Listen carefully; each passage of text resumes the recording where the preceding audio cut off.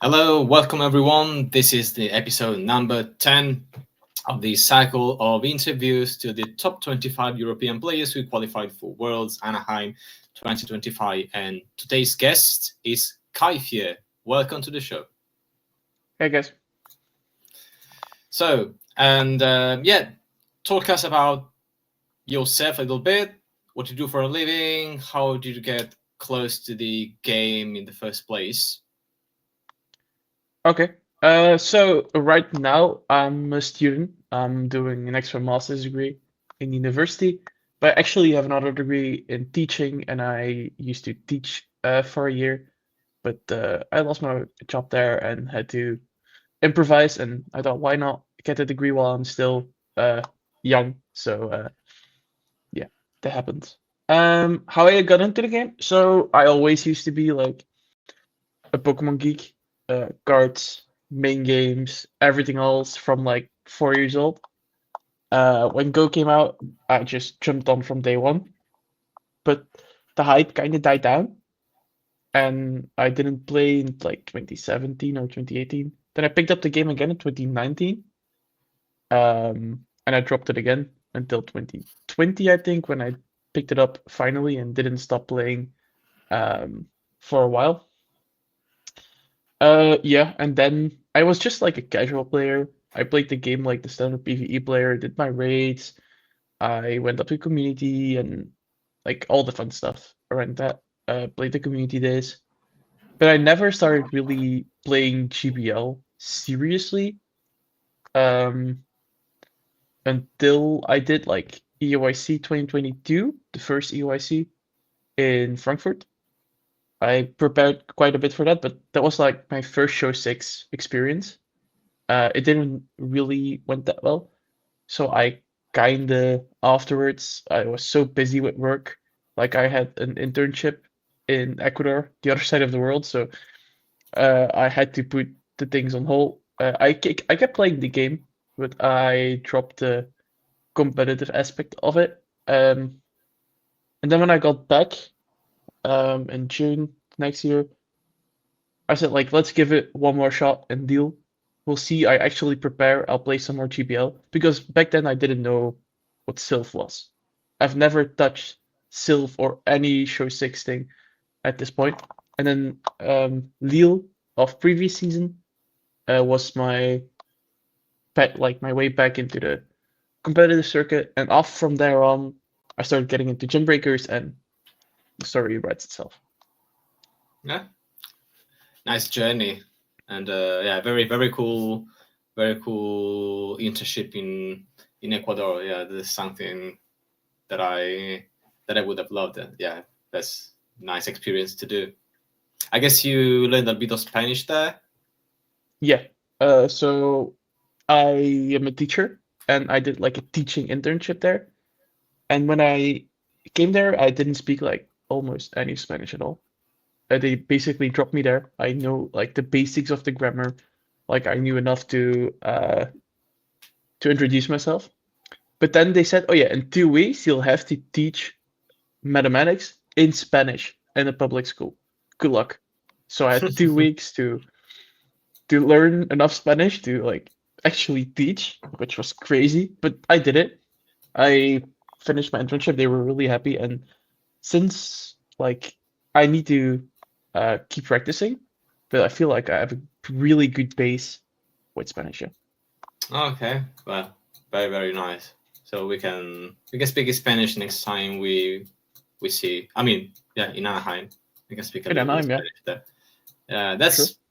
that's cool. So they just basically just threw you in the sea, and so you either drown or you start swimming. Honestly, for languages, that's the best method. If you can keep your comfort and keep speaking English, you'll never learn it. You just need to like struggle and like basically live with Google Translate for the first 2 days, and then you'll have to learn. It just works. And also, living with a host family really helped. I was living like on a avocado farm in the middle of nowhere. Like they also didn't speak English, so I didn't even have the option to speak English. Um, yeah, it was really beautiful there. If I'm probably going back in the future. I love the country, love the people. Insane Very, very formative experience. Yes.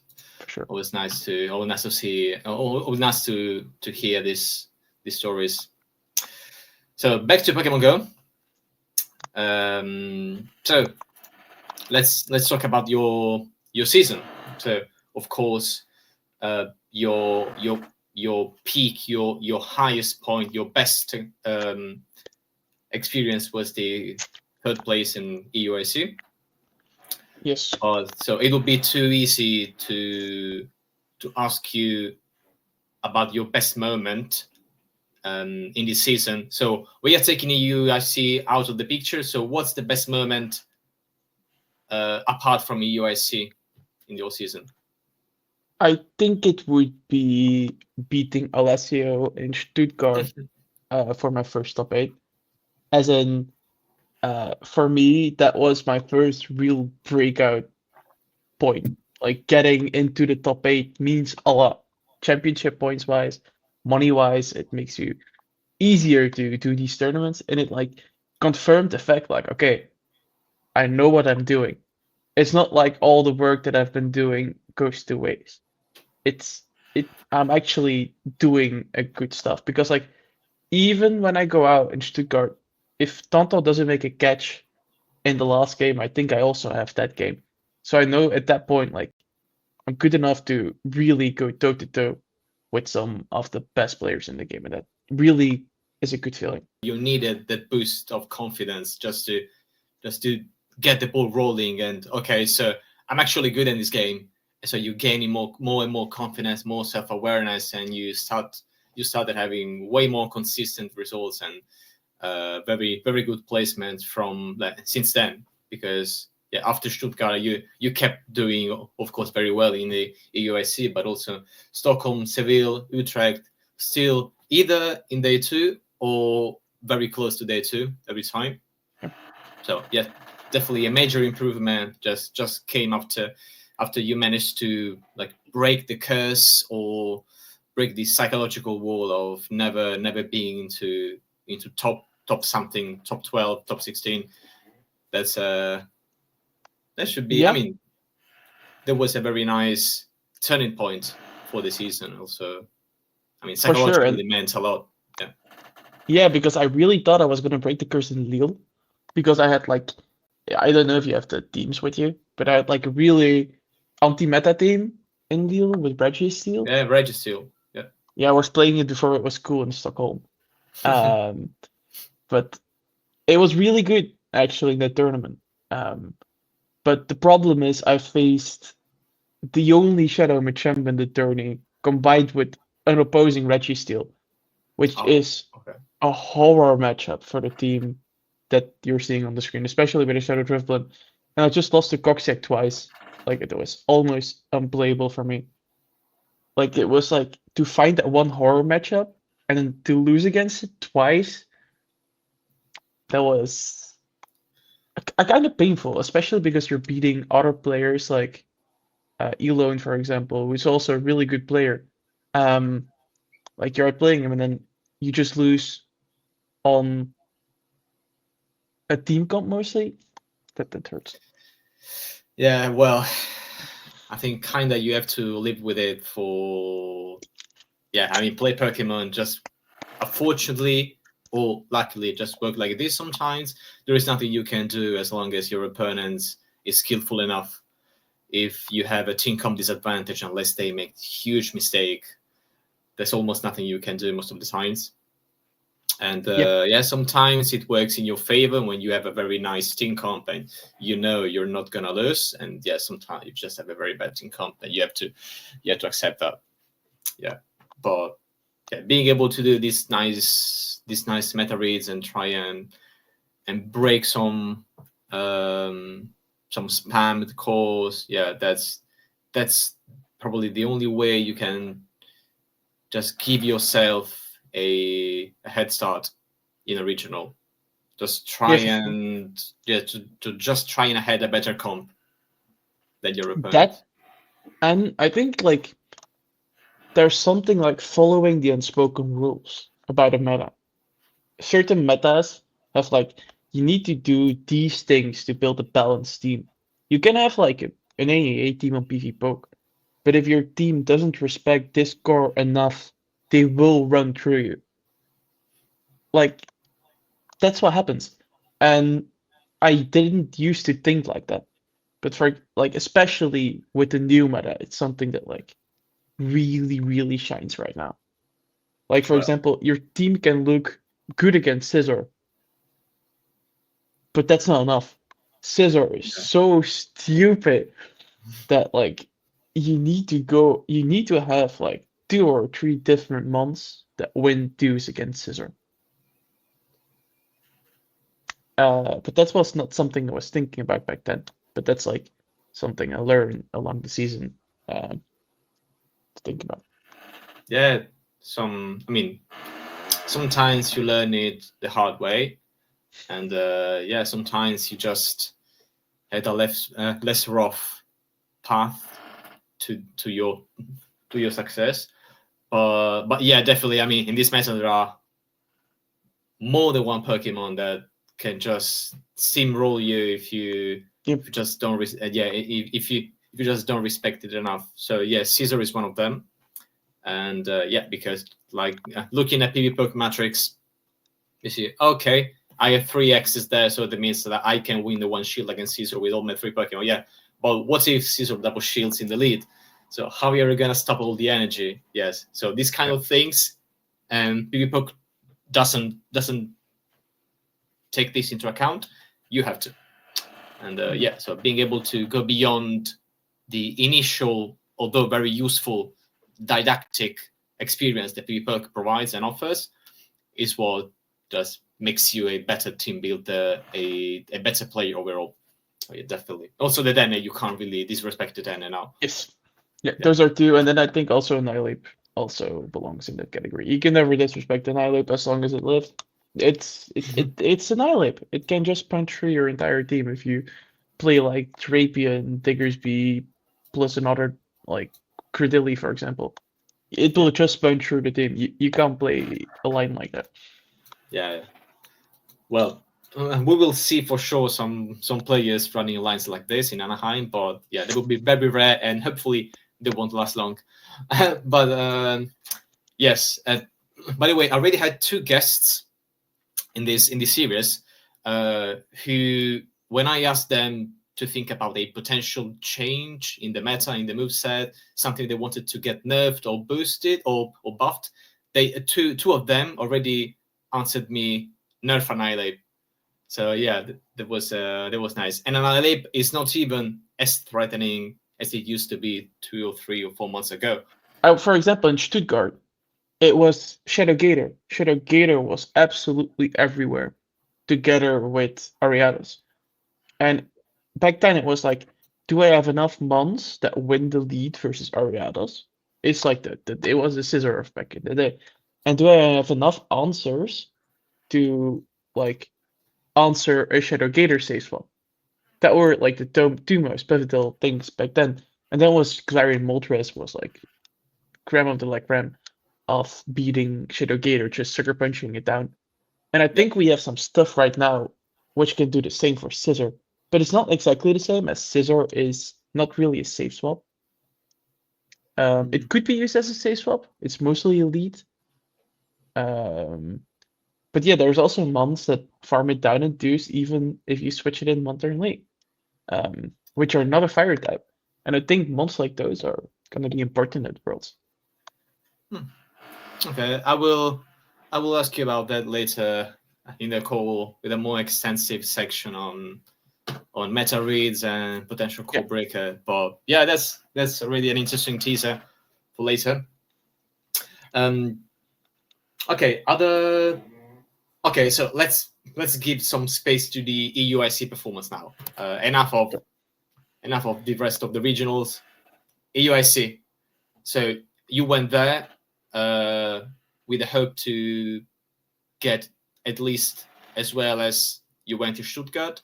But of course, the field was very wide. So yeah, you had some expectation for yourself, I suppose. I hope, but yeah, not not really. I mean, I don't think you really wanted to win it all in the first place, but yeah, you just wanted to do well and to get as many points as you could.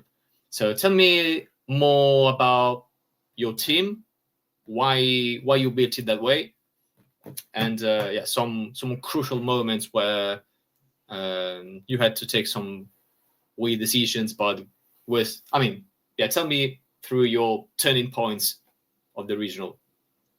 So, the first like turning point is for me, EUIC. Just wanted day two. I wanted day two at EUIC as it would like confirm would have enough points for Worlds. That's everything I wanted. If I have enough points for Worlds, I'm happy. So I just need to make day two, and I'm good. And I know that I've been playing at a level which, especially in scrims, I was beating or getting close to, like again playing on the same level as, for example, like Kazim before the tournament. Like we had some really close sets. I know such a good player, and he also shined there at EOSC. But yeah, that was then when I was constructing the team, and I knew beforehand, okay, let's go lock in also Drapian. That wasn't like a no brainer. Also Drapian is, if you want to play safe, the best things you can play. Um, then I ended up adding, okay, let's think about a fighter plus a ghost, as it's also a good core to add to the team. So let's add Corsa, as it was like the best ghost by far. And then let's add Annihilate first. That was my first construction of the team. Um, but then I was feeling that Annihilate was getting like people were playing Wigglytuff. There was like quite a rise in Wigglytuff. And even Corsa is such a bad matchup. There was like, nah, I'm not gonna play Shadow Annihilate here. I need something that like also puts in work against the Azumarill, which can get really low and can beat Corsola in scenarios where you don't expect it, or get it like way lower than that. That's when like came to Primate. Regular Primate was like, yeah, but it doesn't do shot Corsola. It was like, this is not what I want. I want something that really threatens Corsola. I think regular Primate versus Corsa is still like a decent matchup, but I wanted a good matchup for it. And then I saw that Shadow Primate two shots it, and that was really, really interesting. It also three shots the Azumarill, so they're gonna have to like use their energy way earlier, and you can really threaten them in the ones and put them in farm down range. And that really like interested me. And then I looked through my storage, and like the only Shadow Primate that I had in my storage was like 14 attack, something 0 defense, and like 8 HP. So it was like a stupid Shadow Primate. Where I was like, okay, let me try it. Maybe it's like not as IV dependent. And it's not as IV dependent. There's like a few poke points which you lose, which are annoying, but not the worst. And you want all the CMP in the mirrors at least, I guess. Yes, I would have even won CMP versus the Shadow Palkia of Martijn if it ever came up, which would be really fun. Then I added Marowak, as it really puts in some bench pressure for the Drapian matchup, Yeah. the steel types, and also it just puts in so much degen pressure to show your opponent, okay, I can just lead K-Wag and farm you down in the twos and take alignment. What are you gonna do? That's such a big takeaway. And then I thought also Dugong was really nicely positioned in the meta as a really safe Pokemon at that time. I just wanted as much safety and possibilities to play around with. So that's how the final drift of the team came up.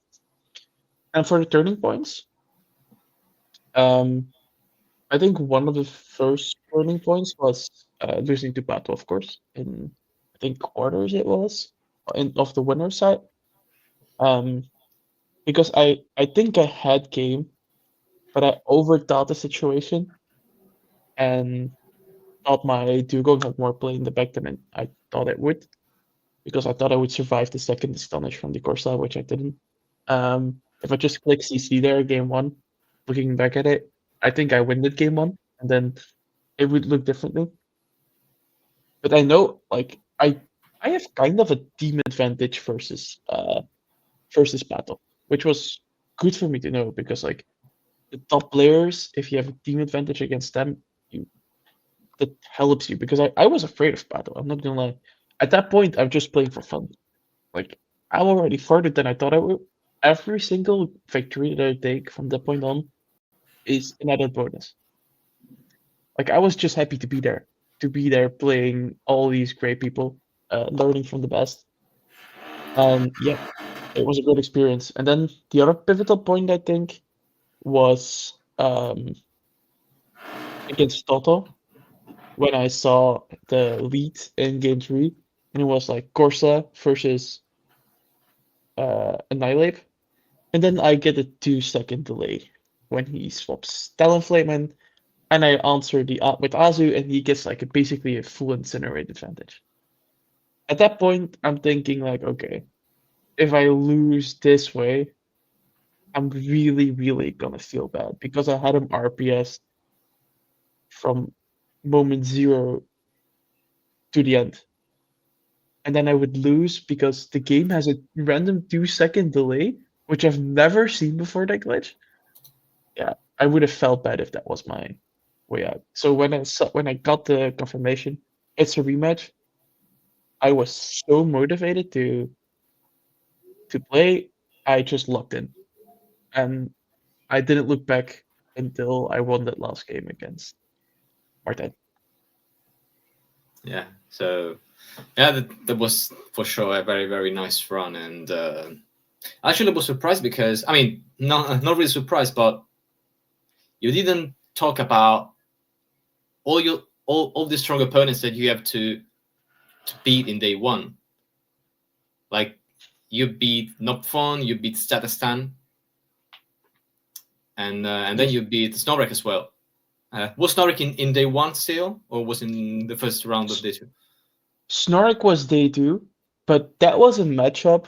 We scrimmed it at the apartment the night before, and all my friends said, "Yeah, okay, you have like a 20% chance to win this. This team absolutely destroys you. I don't see you like taking this if you play a lot of games." Because like against this team, there's a Shadow Pitch out there, there's a Yeah. Drapion there, and there's a Diggersby there. So my first thought is, okay, Corsa is unplayable. But actually, by playing the scrims, I found out that Corsa was my best mon against that team. And I had to find that out to win the matchup. Because he's always bringing Annihilate Azumarill every single game. I know, because those are his two safest mons. And Snorri likes to play safe. He doesn't want to take a risk immediately. Um, so I just looked on that and I was like, okay, I'm just gonna bring Corsa. The matchup is so bad as it is, and I'll probably have a good alignment because this Azu safe swap looked super safe. That's what I wanted. My team was created in a way, okay, just safe swap Azumarill versus me. I wouldn't have it any other way. Um, that's how I got through day one mostly as well. Like people safe swapping Azumarill, me just farming up with Primeape or Drapion, swapping out to my own Azumarill and winning the game. I think Yeah. that was the story of EOIC in general, Yeah. abusing that fact. Yeah. And how did you feel about Corsola? Because I never had the guts to use Corsola in that meta where everyone had a Diggersby. So yeah, that was one way of looking at it. Like Diggersby is not that easy to bring. I mean, people who play Diggersby will bring Diggersby every single matchup they want because they think every single matchup of Diggersby is a good one if they get the debuff. That's how Diggersby players think. But Corsa versus Diggersby is not as bad if you get the Diggersby low, and you just have to play around that fact. Like maybe just hide the Corsa, because like if they don't know it's coming and the Diggersby is 40% HP, your Corsa might flip that matchup. As he can just like power gem him 2, 3 times and kill him. As Corsa has super good bulk, the fast moves from Diggersby do nothing, and they'll need at least 3 Scorchings, I think, and a Fire Punch, not yet, which will take a while. And Astonishes will also add like a little bit of damage. Um, so yeah, of course it's a bad matchup, but you have to for everything. I mean, why would people be playing Marowak if there's Chimpleth around? It's a horror matchup. You just get completely bullied around. Um, but you take that risk. As KY just outweighs its negative points. Um, yeah. Yeah, and I suppose like maybe sometimes you also have thought about doing the ABA line with Drapen in the lead, and if it falls on Diggersby, I'm actually happy because my Coastal Yes. won't see it. And if it doesn't fall on Diggersby, I'm actually happy because it means that I have to win the lead to align it with my Zoomer, for example, that I'm keeping hiding in the back. Yeah, for example, Yeah. that was a line I spammed during EOIC. Trapian, Azumarill, Corsa. Because I would play Corsa like Trapian, I would get all the shields down. Because that's where Corsa shines. In those zeros mostly. And I would get it low because the Diggersby would get hit by an Aqua Tail. And then before they can land their third move, I would try to catch, at least, on the Azumarill. Worst case, um, they farm up a bit more and switch to something else. But then I can start farming again with Trapian, maybe snipe them with an Aqua Tail. I can put Corsa on it as it has taken quite a few Aqua Tails and will be low. So there's quite a bit of play there with the Diggersby. Yeah, I do still think that Corsa is the best ghost type at the moment And we've because seen the, some. Yeah. yeah, and it's correct because I think Corsa is the play right now. It's the ghost that beats other ghosts with that extra astonish damage. Like Dusclops in general, just doing no damage at all versus other mons. Corsa also really helps with that power gem coverage. For fire types, for the bug types, like a red grenade. It's like Yeah. such a good match versus a red grenade. You absolutely wall it. So I really like my Corsola more at the moment than I like my Klops. Also, I don't have a Shadow Klops, which I think is the better Klops. So it's not really a choice. In the whole season that you've had, what was the toughest matchup? The one that just drained you completely? Maybe you lost it, maybe you won it. Doesn't matter. The toughest matchup was Utrecht, my winning into day two against Batman. Um, I built such a good team for Utrecht. It was the perfect core breaking team for the meta.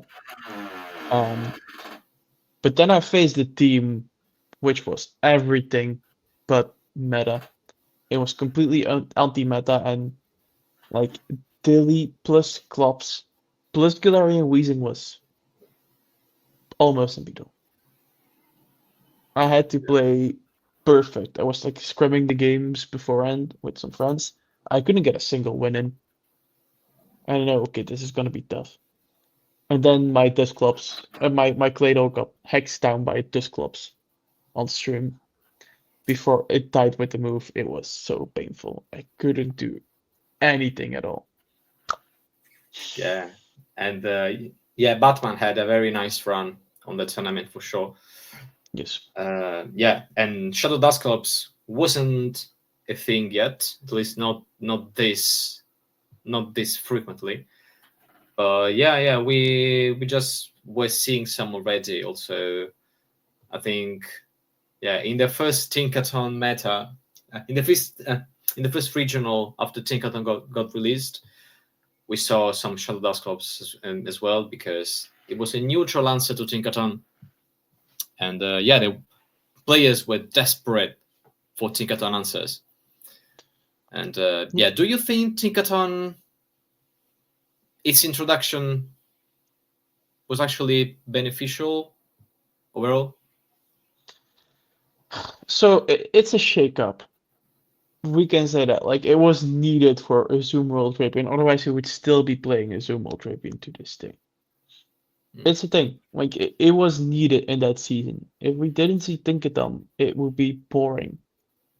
That said, Tinkaton's typing really restricts a lot of team building and possibilities, which is sad. It's like I love team building, and then every time I come up with team, okay, nah, this is too weak to We start again. And that restriction on team building isn't nice. But that said, I'm kind of happy that Trapian Zoom rule is out and people have to be a bit more creative at least. That's for sure. Yeah, just forcing players just to get out of their team building comfort zone a little bit. Yep. I mean, people still brought Azu and Trapion most of the time. Yeah. But yeah, just a little tad less. I just noticed actually your Utrecht team was the same as the winner, right? Yes. Did Because you have any chat or? I created the team. I was Okay. like scrimming beforehand, and I was telling him like I was trying every single thing, and I came up with like 5 out of 6. Instead of the third, I had a Melamar, I think, in the last build. I was like, this is it, and he said, okay, let's scrim, and I absolutely destroyed him. He couldn't do anything. I was like, this team is so like looking so good. So yes, this is really, really, really good right now. Um, and then he said, maybe don't run Melamar, but run Furret. That was nicknames addition to the team. We changed those two, and this team was born. And we were both crushing it in like the practice tournaments, all like going 5-1. I think we won 3 tournaments in the Kendall Gold server the week beforehand. And I think CZ, who had a really similar team, he only had a normal bluff instead of a shadow bluff. Yeah. Um, also won a tournament or two. So like the graphic would have been quite one-sided. But yeah, um, I think it was the best team I built this season by a lot, as it won the entire event. I'm just quite sad that I got. I'm gonna say it. I got quite a bit unlucky with my matchups. Um, in Utrecht, it wasn't all being unlucky. I made some mistakes, and I could have played a little bit better. But I faced 3 Dust Clubs in 6 matches, and it wasn't that common in Utrecht. I know that. So facing 3 of them is harsh if your team is that weak to it. Yeah. Yeah, I mean, yeah, those are one of those cases where you have to hope you got some good matchmaking along the way, because yes, your team building and your prep are important, but yeah, they are at least as important as the opponents so you're gonna get paired with. And yeah, sometimes you just keep seeing code break after code break after code break when you have only one good answer, and maybe your only good answer is walled by 2 or 3 Pokemon, because I'm sure that Dusclops also have at least 2 good answers for forward. So Yeah. so that's not good. Basically, Azu and Taflotion being your best neutral answers for Shadow Dusclops, because Jump Up is kind of tricky. Yeah.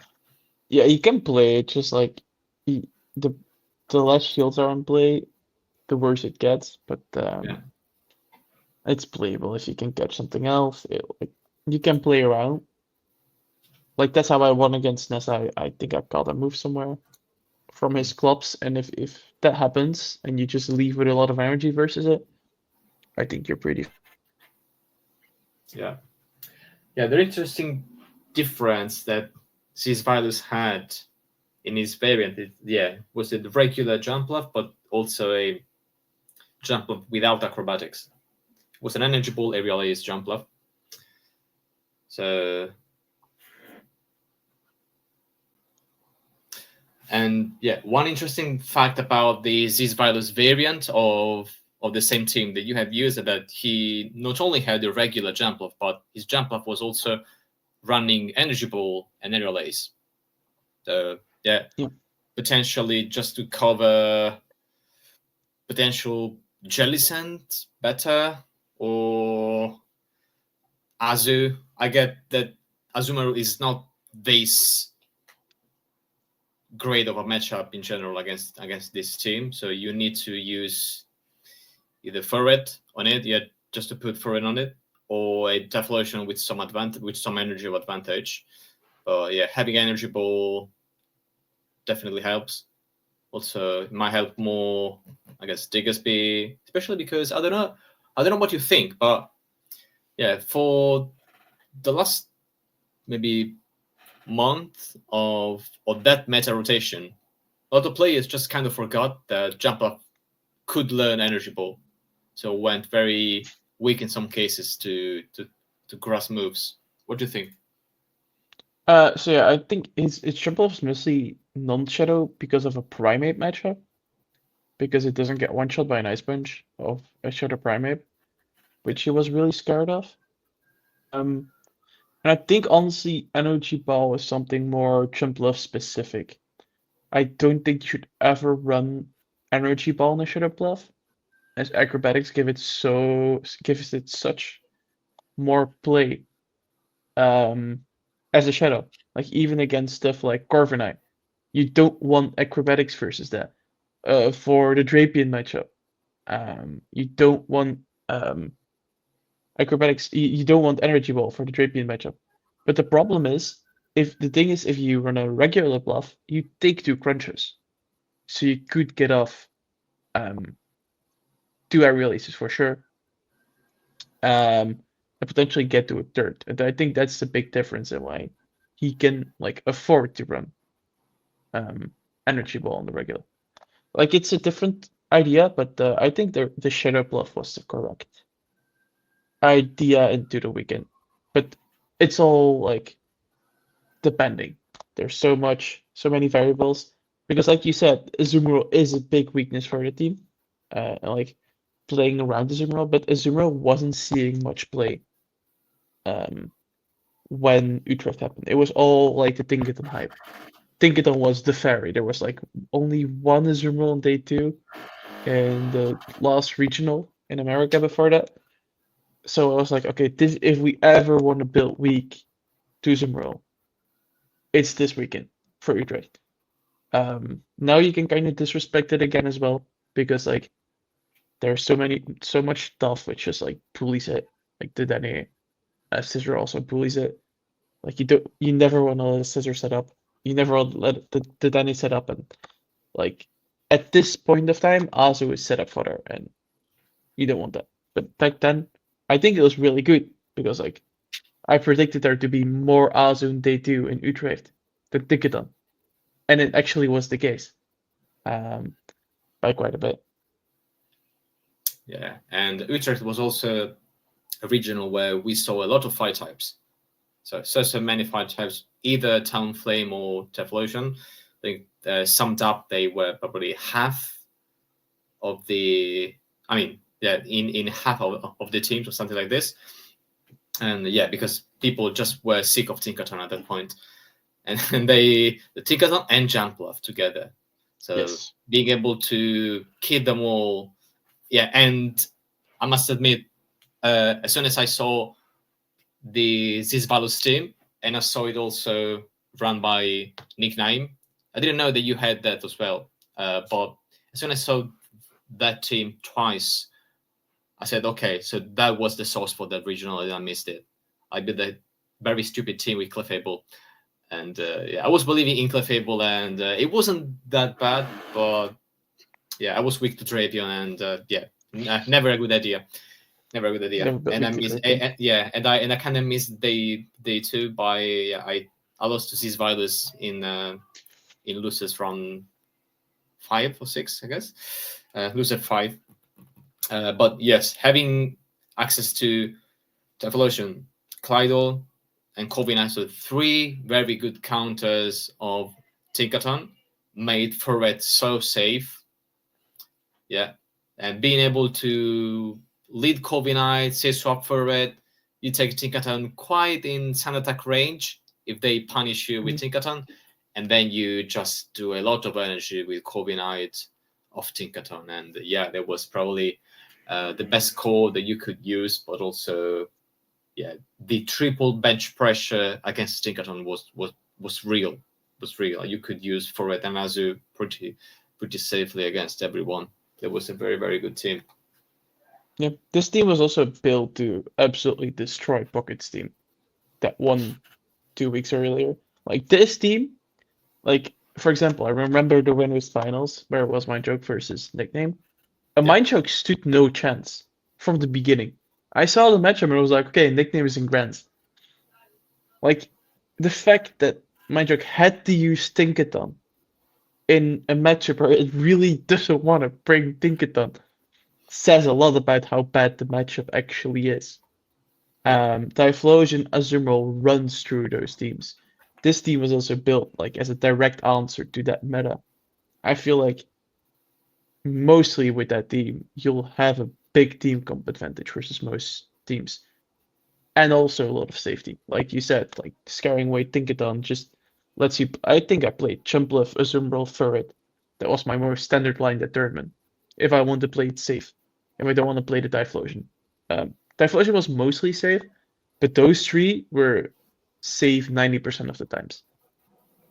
If you scare away the answers. So yeah, NIC. What what did you think after Ixaxon won it all with Araquanid, Drapion Core?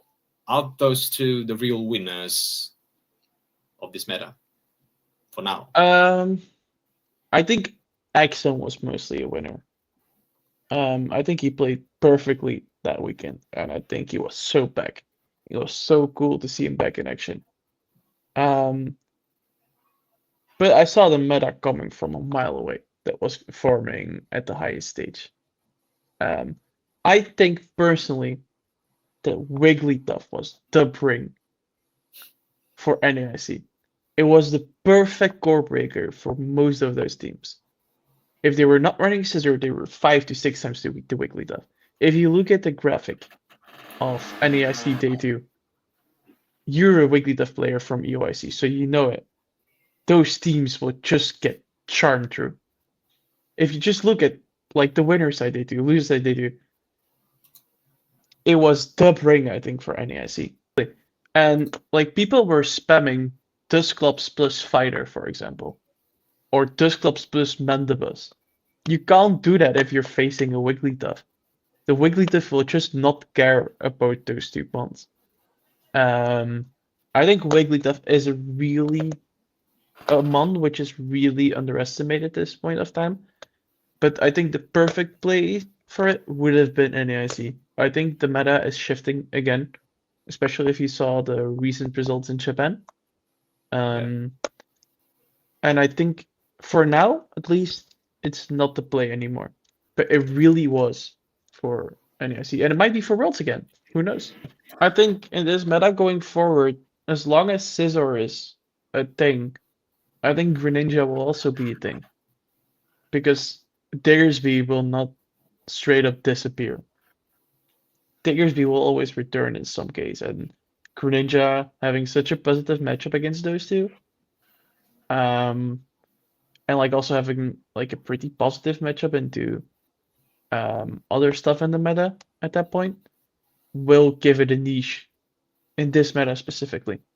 I don't expect it to go away actually, because it also returned in Japan as it became second. Do Yeah. we have the graphics yet? Yes, we have the graphics. Let me pull it up. But it was or Scissor is gonna win his first tournament, or or Greninja. That was the finals. I was watching it live. Um, Okay, well, I will put it in the video. But yeah, there was a Greninja, but I don't know because more and more players have just caught up on the Araquanid idea, and yeah, it was very popular. yeah, I don't know about Araquanid actually because it's first of all super playstyle dependent. I think not everybody can play an Araquanid well. You really like it. It rewards slow play, and some people are just not. It's not their style, and it's super okay. Also, I think the meta is gonna change in a way um, that Araquanid won't be as good, I think, into it. I think we'll see an uptake of Corsa for sure as the main ghost type going into Worlds. That's not a good time for Araquanid. If Thinkathon also sees more play going forward, it's like it kind of walls the energy of Scizor. It's not the best matchup, but like it's doable. That also walls Araquanid. Um, I think also that Annihilate and Credilli are on the rise, especially Credilli, which it's not a good matchup, but it wins zeros. And Araquanid, in most cases, doesn't want to shield. Like using a shield on your Araquanid is, I mean, Exxon played it to perfection, knowing when to shield and when not to shield. Um, but it's not easy to do that, I think. Yeah, just if you decide to win the lead against Credilli with your rack on it, shielding the first rock too. But what happens next? Just you are one shield down, and they probably have a Dedenne. And unless you have a very strong answer to align on Dedenne, you're just gonna get killed by the little mouse. So just going down shields first, especially in this meta now, is always a bad idea. I want to know your favorite Pokemon, both in PvP and in general. Here it is.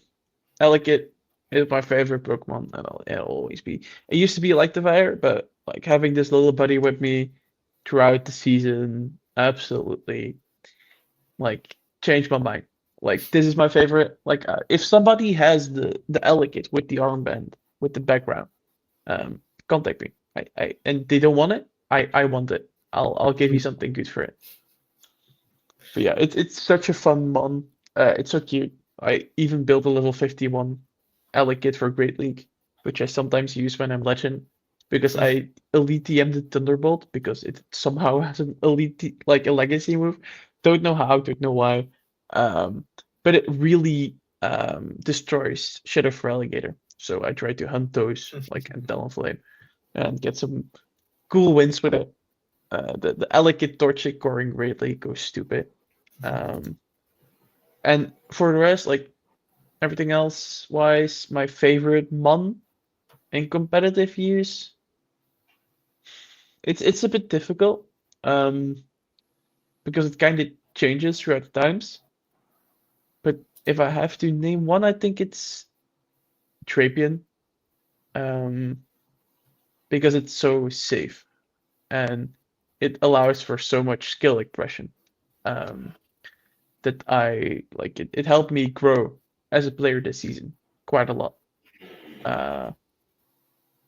And yeah, I'm pretty grateful for that, and I think that's why Trapian is my favorite one for sure.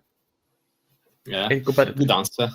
Good answer. Yeah. And well, let's see if after Worlds maybe we will see an Elekid buff. Frenzy It'll need Plant quite a few. Elekid from CD, or counter, or I mean, can be a really nice shake-up. Let's talk about your local scene. I live 15 minutes away from the Dutch border, and I live 30 minutes away from the German border. So I'm pretty close to everybody here. I live in the northeast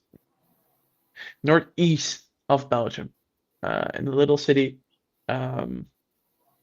just outside of the border. But I live in the middle of nowhere. I like when I look outside the window, I see forest, I see wheat, and I see cows. That's what I see. That's basically well, that's a the lovely village. view. Yeah, for me it's perfect to relax. The entire village is Pokestopped up because of me, because I play quite a bit and I have to like it's difficult to actually get Pokestops in a village where they're like the most touristic thing basically is a cow or like a chapel. So you have to get creative to get stops there. But I made it work. Although the local scene never grew, if I have to go to a local community, I have to go a little bit broader. I have to go to Genk, which is a pretty close city, well known for its football club in Europe. Yeah. I have to go there. They have a really lovely community PvE wise. All the PvE events I joined there, as they know quite a bit of that, and I really am thankful for them to help me because I don't know how to do a dynamics rate, a gigantamics rate. I don't know those mechanics.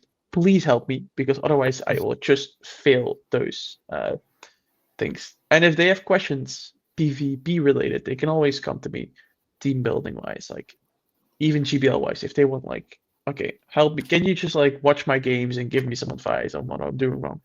And I'll be happy to oblige to grow the PvP community. Because, for example, we are organizing gang cups and challenges, help them set it up, and mostly it will get to like 10 players, with like some people coming over. But there's always like 5 to 6 local players, which I think is quite a bit for a local scene, like of people just trying it out. 5 to 6 players every single time. It's a huge number to for the growth of the game. And do you attend Yep. some cups and challenges in the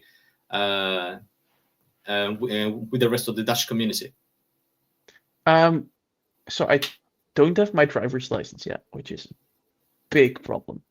So I can't Okay. really drive to the Netherlands, and there's no really good connections.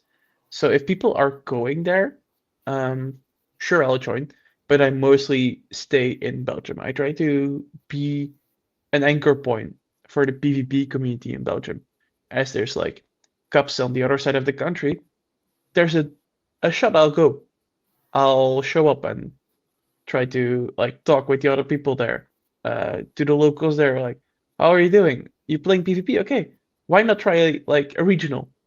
Try like, have you heard of the local factions that we have? Like, have you tried to show six? Are you already in a grand server? Try to get them interested in the game. But the problem is I have to stay in Belgium for that. But we have such a rich local scene that there is enough options. If I want to, there's basically a cup or challenge every single weekend. I won't do every single weekend because studies, and that would be also family, my girlfriend, which would be impossible to combine. But if I can if I can go and play one, for sure. I love playing the game. I love meeting new people, getting them interested in PvP. So why not? Yeah, it makes sense. Just we have to remind ourselves that we have to just combine our in real life stuff with the game. Yeah, and we have to do a little bit of both sometimes. Any players that maybe is from your local scene that you think it has what it takes to become a very good player? It just needs to put some more effort, some more consistency. So I'm in Maaseik right now. That's the city I live, but I study in Leuven. It's a university city. Yeah. And one of my neighbors, he lives like 100 meters away, is Boom. So he's a good Okay. player. He's Yeah. really Yeah, good. he's good. Honorable mention for him, for sure. So yeah, he's really good. Outside of that, I don't think there's any big up and comers from my local community yet, which I see the potential into like they do next season.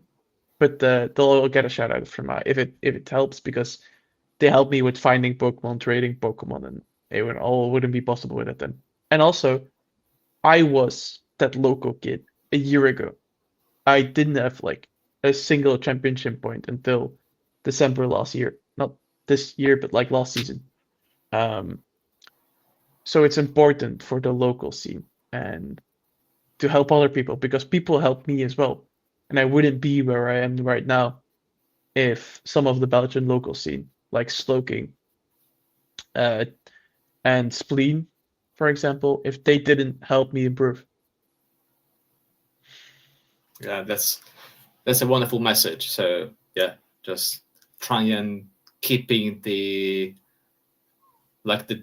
tradition, but also yeah, try and handing down the knowledge to someone else and trying to make it great the way other people just helped you becoming a player.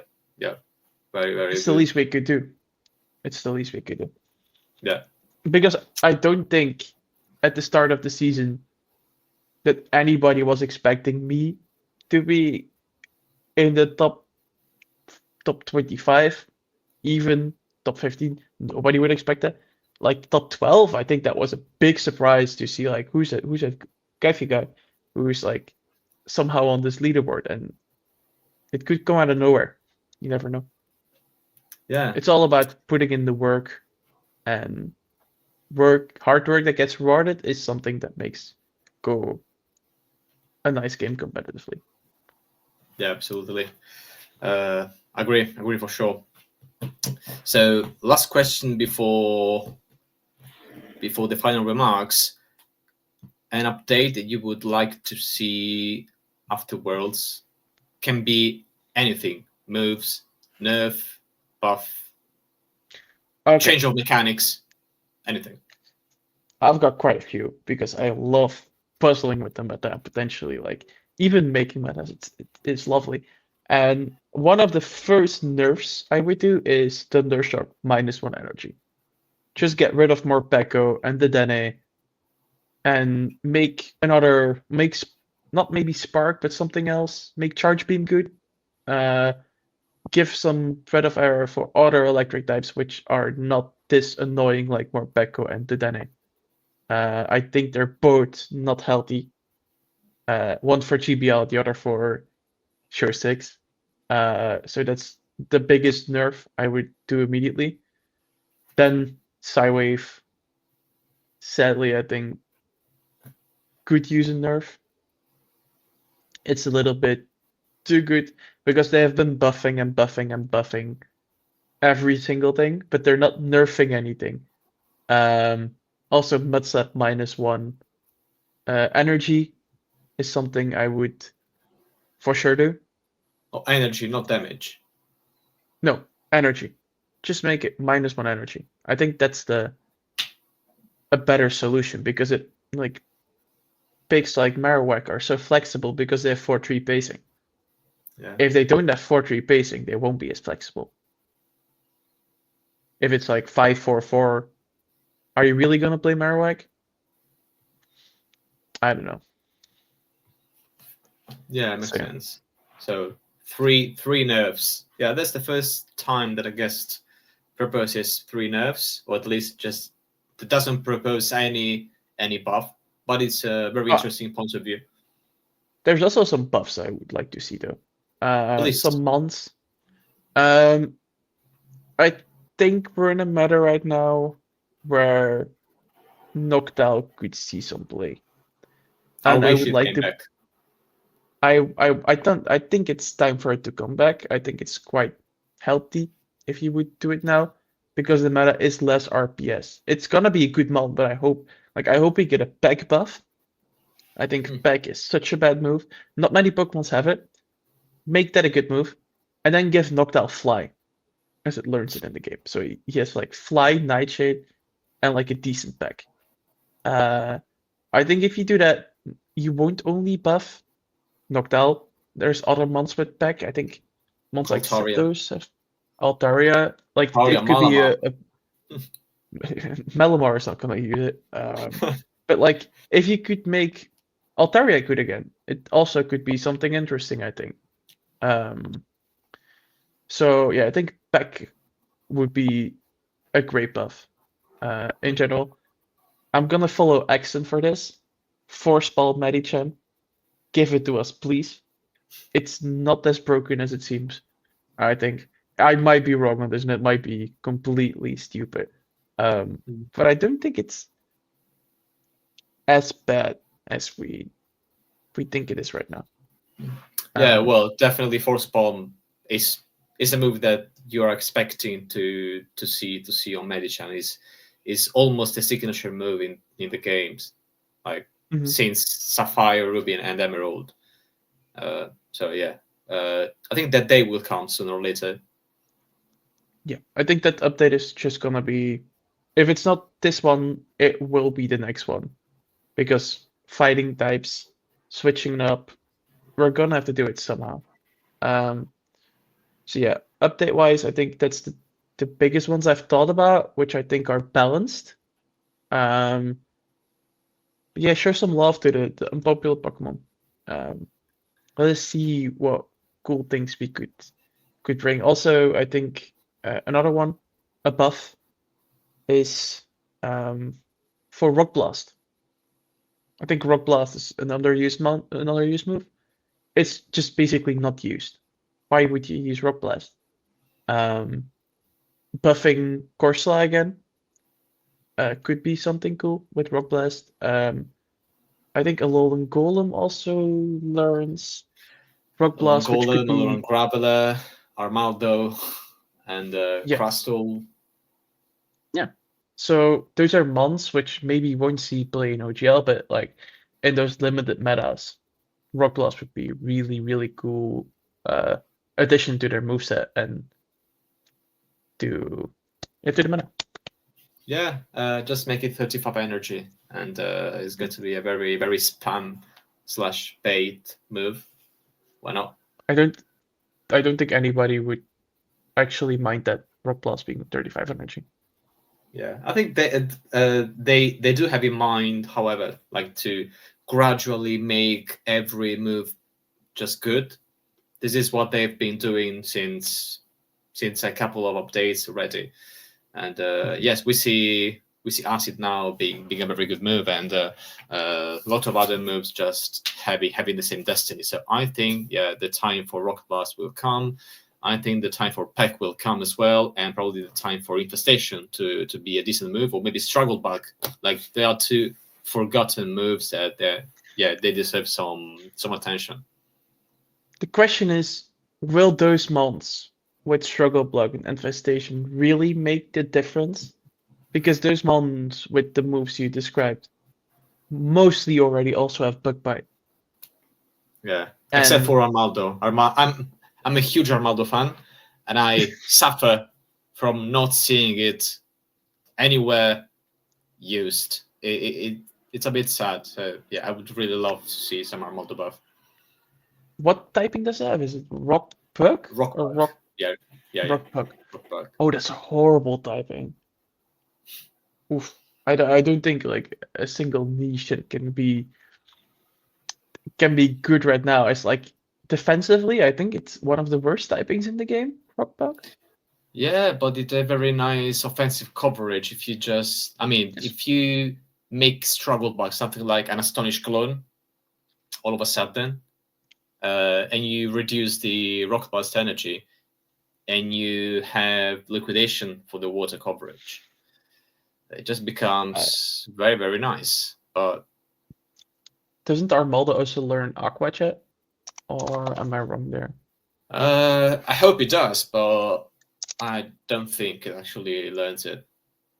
No, no, it doesn't. It's Cross Poison, Liquidation, Rock Blast, and Water Pulse. So no fast water Oh, move. cross poison. Yeah, cross poison actually, just for the Yasuo matchup. Yeah, might be nice. Just for that. But also has What do you already think? Fury Cutter, which probably is better. And yeah, I mean, at Okay. this point, we are just talking about the impossible, but yeah, I would really love to see some appreciation from some long forgotten moves. And then there's one move, which I would like to add. And every Pokemon should get this move. I would like to add Protect to the game. Which move? Protect. Oh, okay. Yeah, So yeah. Well, add an extra charge move, and it's Protect. It would cost 55 energy, and it would block the next charge move hmm. on the Pokemon that you use Protect.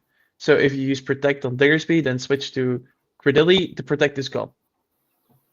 But if you use Protect, the next charge move is gonna get blocked. It would really be a cool thing about the timers to see like desync timers potentially playing out. It would be really cool to like, okay, it's gonna be way more important to have a bait move on certain Pokemon because you want to break Protect before you punch them hard. Um, I think it could be really big expression of skill to have a move like that in the game.